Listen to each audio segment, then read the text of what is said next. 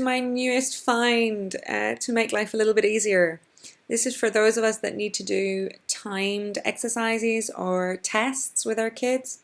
Through Google Forms is the best way I've found to do it. So I'm just going to quickly show you how I do it, and hopefully that will help.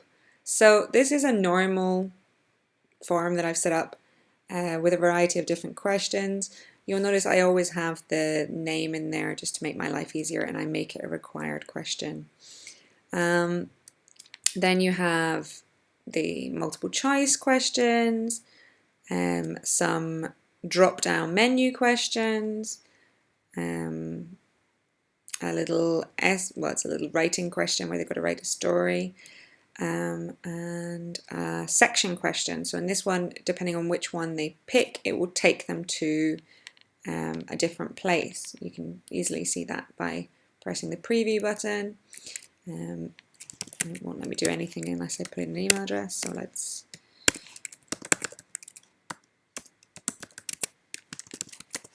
okay, because required questions, unless you answer them, it won't let you go anywhere.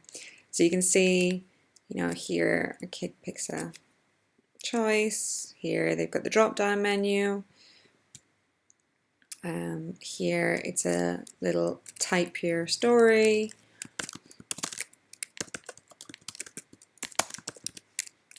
Okay, and here is our section question. So depending on which one they choose, it takes them to a different place. So if I choose, you can see the sun, and hit next, it will take me to the section that's from that.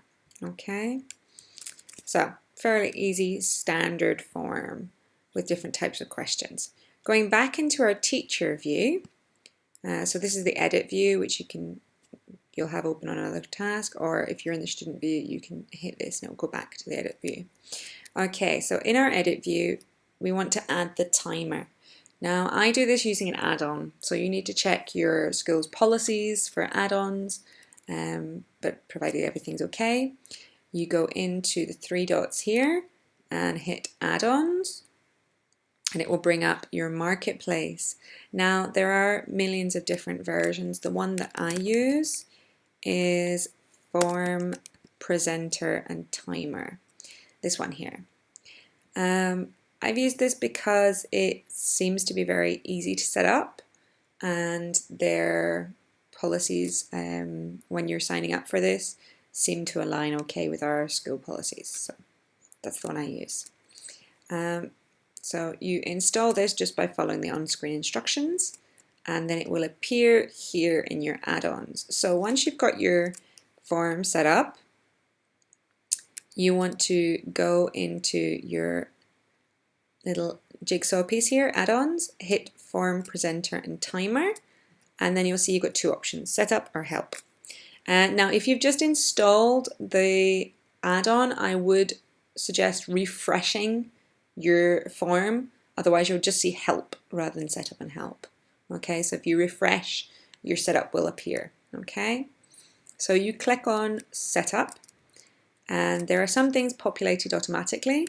So you can see there's me, and it sort of gives you some basic instructions. So for this one here, you can change your image and, I don't know, add something that you've got in your Google Drive, maybe your class emblem, or a badge, or Bitmoji, whatever you like. A welcome message. I always tend to do, read the instructions carefully.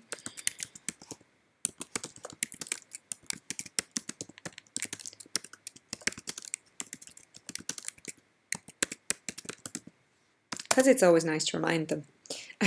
You can add a show instruction. I've not used this one, but you can add in your background, so maybe you want to remind them of specific things before they go ahead and do it. And then here we go. Control how long your form will be accessible. Now you can see you've got two options here. You can either set it for a specific time, so for it to be available and close on a specific time, or you can have it available always with a set timer. Now that will depend on your requirements. A specific time, if you need them to do it on a specific day at a specific time, then you can do it through that way. And you see, you can be strict, or you can, give them a little bit of leeway. What I tend to use is the always, because that allows it to be a bit more asynchronous and allows the kids to complete the form whenever they like, as long as they're only taking the set time to do it. So now you add in your time, and you can see you can just choose however long you want the kids to be able to do this. So I don't know, this is the test, I'm just going to put 50 minutes. And more importantly here, allow breaks. Now, depending on the length of the exam will determine how many breaks you want to be able to give them. But I think it's nice to at least allow them one ability to pause. If they need to run to the toilet or something like that, it's nice to be able to pause it and not, have the clock keep going. So depending on the length of your test, you might want to add in more breaks there. Okay. So once you've got your break set up, and you can see you're going to have an alert. Now I tend to set the alert for 2 minutes before and add something like 2 minutes left.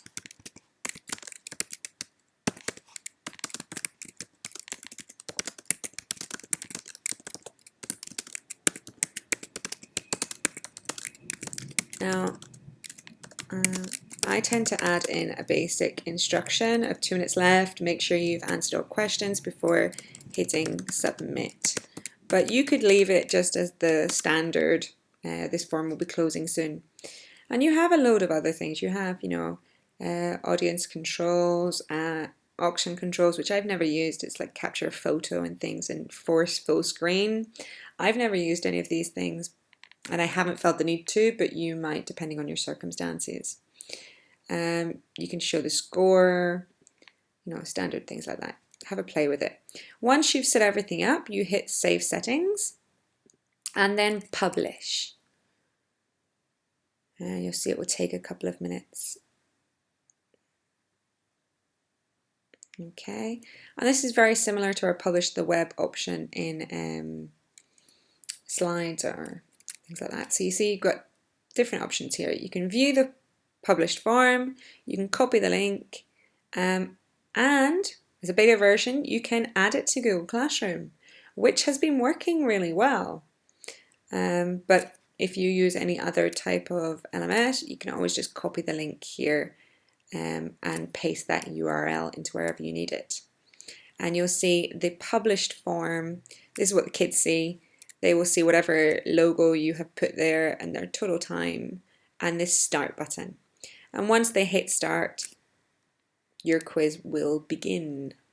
Okay, so hopefully that's helpful to someone.